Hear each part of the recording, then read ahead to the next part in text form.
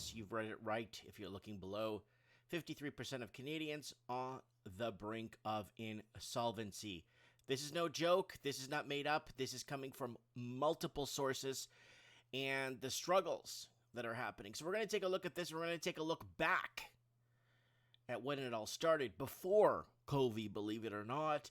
COVID is the perfect scapegoat for everything nowadays. You need to blame something, you blame Covista. You blame COVID. COVID is the number one reason why everybody is where they are right now and everyone's struggling. All right, let's take a look at what we got here for you guys. Thanks for tuning in, subscribing, being part of the channel.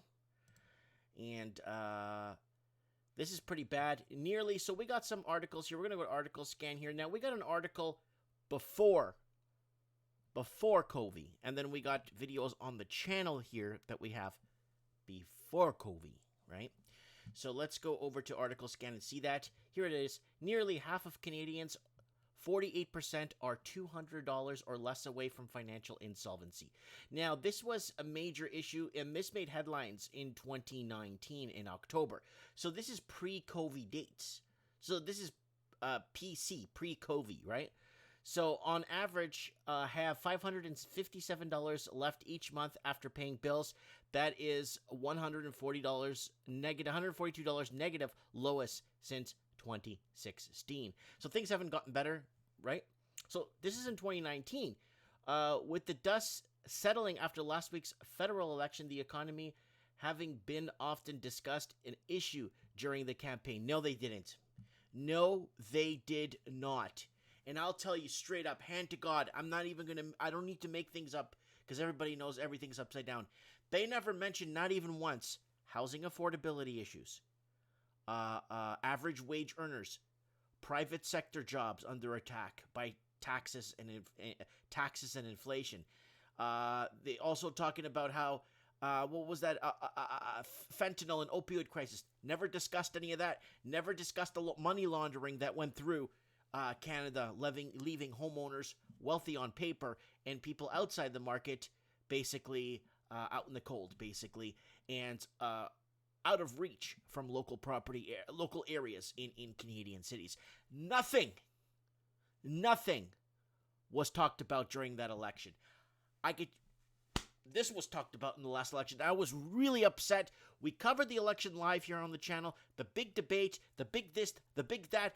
Everybody arrived to the scene, ready to duke it out, and they didn't bring up a single topic. All they brought up was climate change, pipeline, global warming, climate change, pipeline, global warming, climate change, pipeline, global warming, and a little bit of, what else did they bring up? A little bit of women's rights or something, and that's it.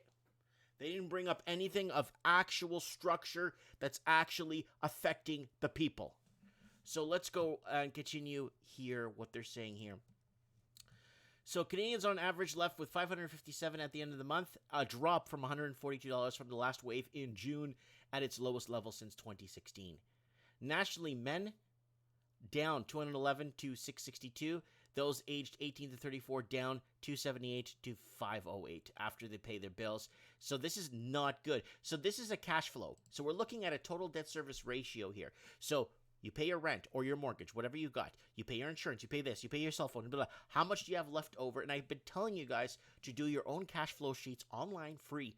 Just type in TDS ratio, TDS calculator for me, or my TDS calculator. Just type it in, find it. Type in all your bills. Type in what you have left over for food, and find out if you need to get a raise or you need to get a third job, because that's what Canada's turned into. Multi-jobs.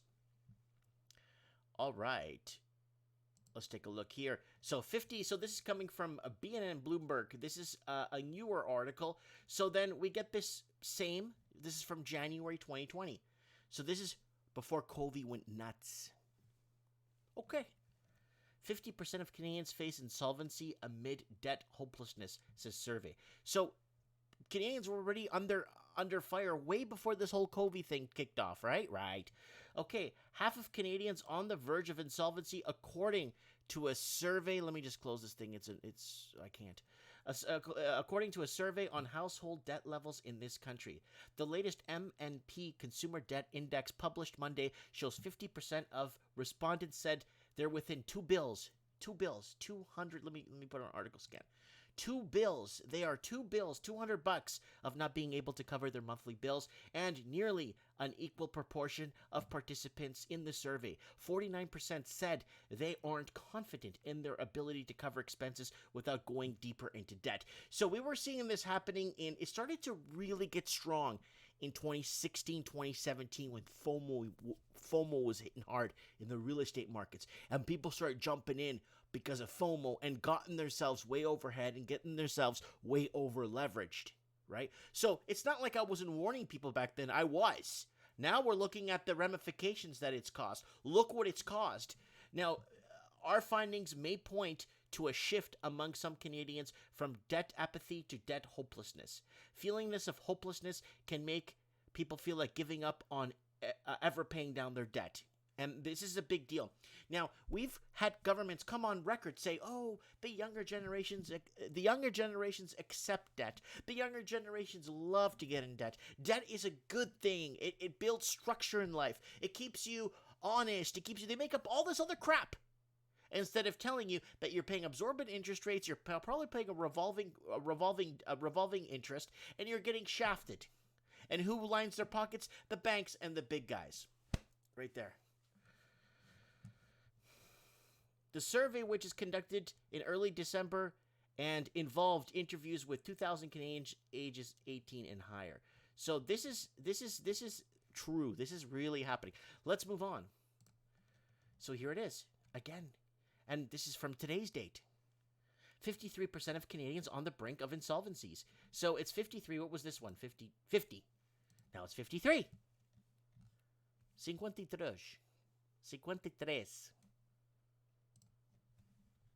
So here it is.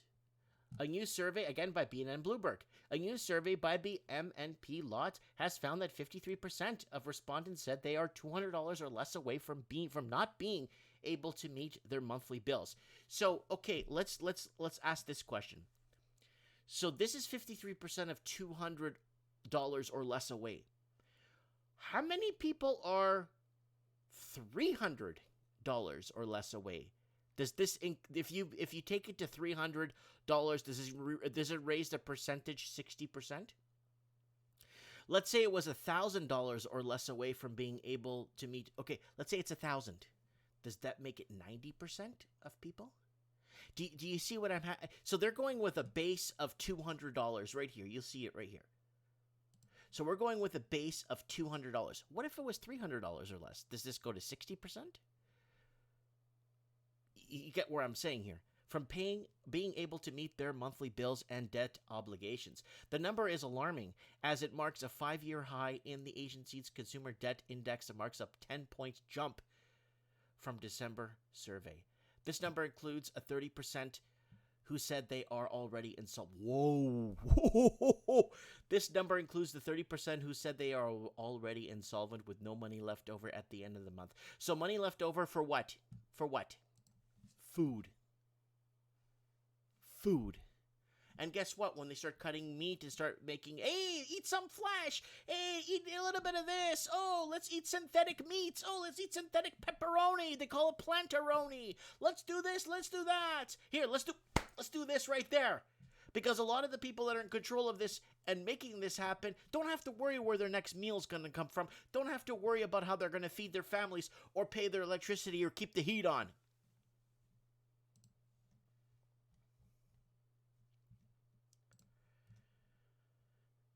This is from the province of British Columbia. More than 50% of British Columbians are $200 per month away from a financial insolvency, says survey. There it is right there.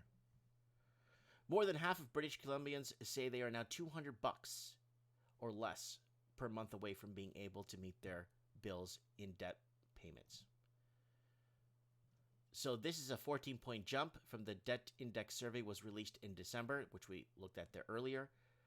April's survey also found 27% of British Columbians reported that they are already insolvent, with no money left and at the end of each month to cover their payments. So there it is right there. New consumer debt report finds real disconnect. 27% of British Columbians said they have to take on more debt as a result of the COVID including using their savings to pay bills, using credit cards more, and line of credits, taking on bank loans, or deferring mortgage payments. You know what? All these people that got these high-end degrees, got the greatest education on the planet, there's one thing they didn't teach you when you were in school, and that's money management. Understanding revolving debt, understanding revolving interest compound debt, understanding doing your personal cash flows, understanding what you can't afford. It's called layaway, folks. Layaway. Look it up, what layaway means. When I bought my wife her engagement ring, I laid it away until I had enough to buy it.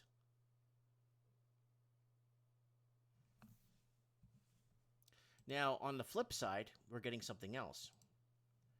Canada adds 303,100 jobs in March. Unemployment rate falls to 7.5%. I don't know how much of that's true, but there's not much saying here. There's not even a video. So this is April 9th from Ottawa.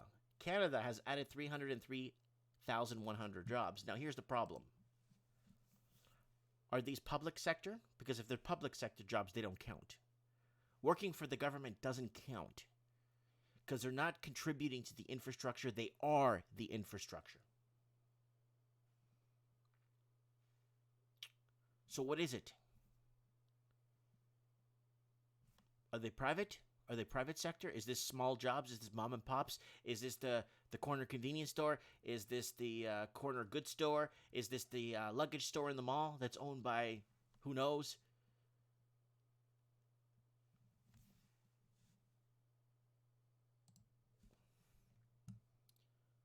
Easily beating its expectation, and the unemployment rate fell to 7.5%, its lowest point since the beginning of the COVID. Statistics Canada data showed on Friday. Analysis had expected a gain of 100,000 jobs with unemployment rate at 8 points. Reporting from Julie Gordon in Ottawa. So there it is right there. I wanted to throw that out there. So now let's take a look here. So this is from 3 years ago. Let's take a look. Let's take a good look at what we've been reporting here on this channel. Early intervention from bankruptcy spikes to a new January record. Canadian debt levels are well documented at this point, but we haven't seen many problems arise until now. So this is from three years ago. Venezuela to go bankrupt in 40 hours, 3 years. Retailers closing in Canada and facing bankruptcy in 2020. This is more than a year ago. This is way before the, you know what. Borrowing to bankrupt our future. And this is me just talking with my little thing. I lost my mittens that day. I couldn't find my mittens. But anyways, I was talking about how the governments are basically borrowing more to bankrupt our grandkids. Never mind my kids anymore. My kids are 4 and 6. They're already pretty much losing the game. 375 Canadians a day went insolvent last year. This is from a year ago. Again, pre-COVID. City of Vancouver at risk going bankrupt. Again, cities facing bankruptcy. What do?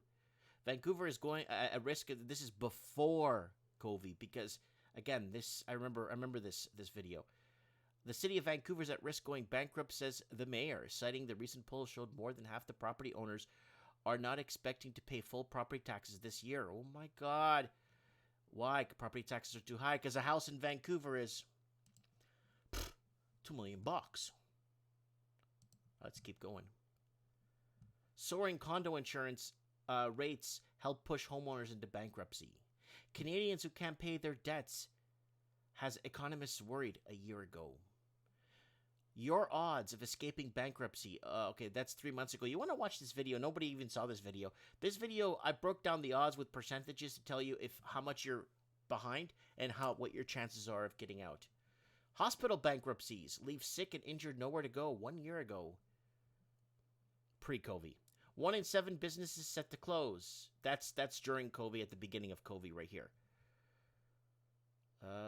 700 job cut, trimmed down 2 years ago. Canadians maxed out and can't repay. Pre-COVID. This is way pre-COVID. And there it is right there, guys. We could go on and on my channel, and we could go on. Look, 50% of Canadians face insolvency a year ago. It just keeps going on and on here. This is my channel. This is nobody else. This is just me here. And that's how much we've been covering this here. Anyways, guys, I wanted to throw this out there. I really Hope everybody's doing okay out there. I really hope. Get on the internet, get a TDS calculator, total debt service ratio. Find out what your cash flow is. Find out if your family's secure. Find out if, like, maybe scaling down on a few things, maybe cutting back on a certain type of lifestyle may bring a little bit more disposable income for food, because we're going to hit pretty tough times. Let me know what you guys think in the comments below. I really look forward